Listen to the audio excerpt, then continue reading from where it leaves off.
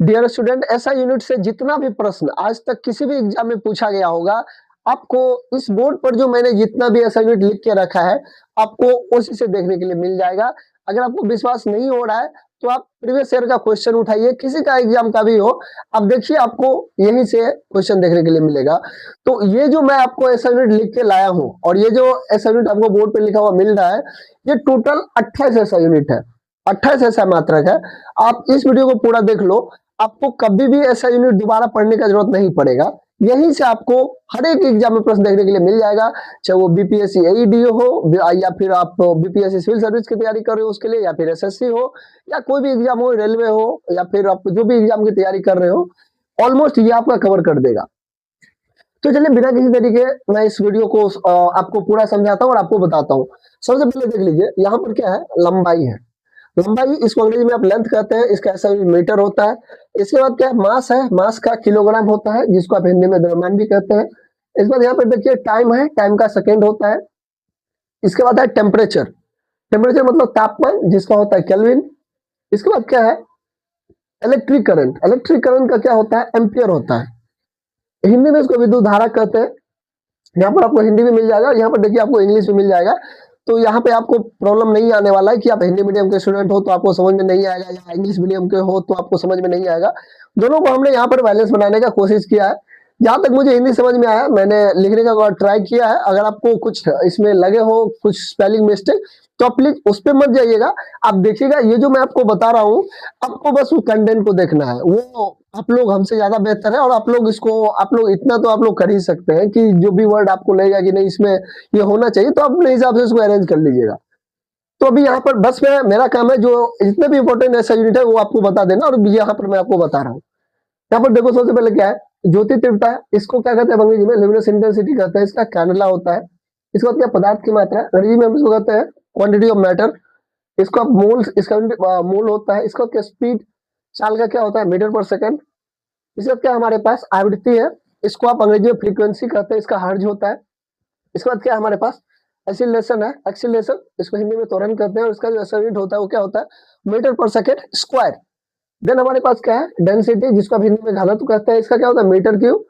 इसके बाद है हमारे पास ये मास, मास को हिंदी में आप भार कहते हैं, इसका केजी होता है।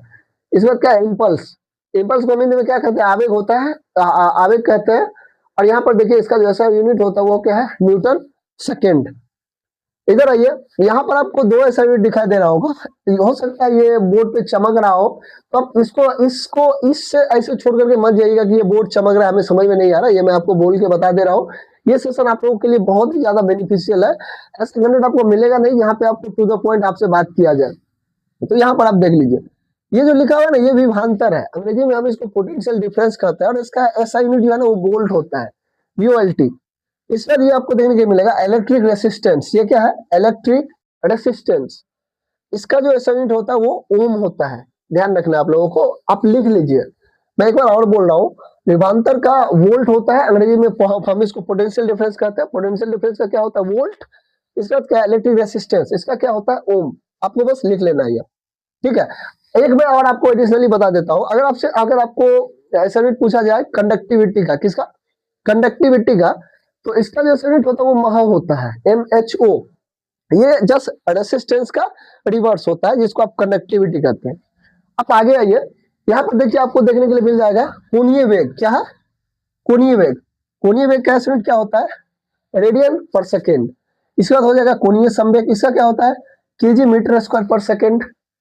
इसके बाद हमारे पास कोण, कोण का क्या होता है, रेडियन। इसके बाद है बल, बल का क्या होता है, न्यूटन। बल मतलब फोर्स, ठीक है, बल का ऐसा यूनिट न्यूटन। इसके बाद क्या, आयतन, आयतन का यूनिट क्या होता है, मीटर क्यूब। इसके बाद क्या हमारे पास, दाब, दाब का देखो एक तो पास्कल भी होता है और ये भी होता है न्यूटन मीटर स्क्वायर, ये भी दाब का ही ऐसा यूनिट है, ध्यान रखना। दाब का एक पास्कल भी होता है, ठीक है, पास्कल भी होता है, और ये आप न्यूटन मीटर स्क्वायर भी लिख सकते हो, ये भी है। ये एग्जाम में जो आपको ऑप्शन मिल जाए आप उस हिसाब से मार दीजिएगा, ठीक है। इसमें क्या है, ये संवेग, देखो संवेग का क्या होता है, केजी मीटर पर सेकेंड। इसके बाद हमारे पास विभवांतर, ये मैंने ऑलरेडी आपको इधर बता के रखा है, वोल्ट होता है इसका भी। इसका देखिए इलेक्ट्रिक कैपेसिटी, इलेक्ट्रिक कैपेसिटी का जो ऐसा यूनिट होता है वो होता है फैराड, क्या होता है, फैराड होता है, आप देख लीजिएगा। यहाँ पर देखिए मैग्नेटिक इंडक्शन है, मैग्नेटिक इंडक्शन क्या है, हेनरी होता है। इसके बाद हमारे पास है मैग्नेटिक फ्लक्स, इसका जो ऐसा यूनिट होता है वो क्या होता है, वेबर। एक और है हमारे पास, वो है ल्यूमिनस फ्लक्स। ल्यूमिनस फ्लक्स का जो ऐसा यूनिट होता है वो ल्यूमेन होता है, आप देख सकते हैं यहाँ पर। इसके बाद है वेवलेंथ, वेवलेंथ का क्या होता है, एंगस्ट्रॉम होता है। तो ये पूरा कंप्लीट ऐसा यूनिट रहा। आप इसको, मैं साइड हो जाता हूं, आप आराम से स्क्रीनशॉट निकाल लो। स्क्रीनशॉट निकालने के बाद आप इसको अपने कॉपी पर नोट डाउन कर लो, और आप किसी का कोई भी एग्जाम, अगर चाहे वो बिहार पुलिस का एग्जाम हो, बिहार एसआई का एग्जाम हो, बीपीएससी का हो, बीपीएससी टीचर का हो, बीपीएससी एईडीओ का हो, या फिर बीपीएससी सिविल सर्विस का हो, या फिर रेलवे का एग्जाम हो, उठाइए। अगर ऐसा यूनिट के टॉपिक से क्वेश्चन आया होगा तो वो प्रश्न आपका क्या हो जाएगा, इस बोर्ड पे जो हमने ऐसा यूनिट लिखा है इतना के बीच से वो प्रश्न आपका सॉल्व हो जाएगा। ये मैं आपको विश्वास दिलाता हूँ।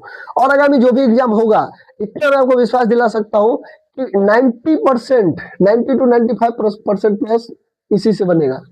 90 to 95% प्रश्न उम्मीद रखिए कि वो इतना से ही आपसे पूछ लिया जाएगा। और रहा 5% का, तो वो तो एग्जामिनर ही जानता है कि वो क्या सेट करेगा 5% में। तो आपको 5% के पीछे नहीं भागना है। अच्छे विद्यार्थी वही होते हैं जो अपना ज्यादा टाइम वहां एक्सपेंड करता है जहां से प्रश्न एग्जाम में ज्यादा आता है, और एक्सेप्शन तो हर एक एग्जाम में होता है। तो उम्मीद करते हैं ये वीडियो आप लोगों को पसंद आया होगा। अगर ये वीडियो आप लोगों को पसंद आया है तो आप कर लीजिए हमारे चैनल को सब्सक्राइब। मिलते हैं ऐसे किसी नेक्स्ट वीडियो में।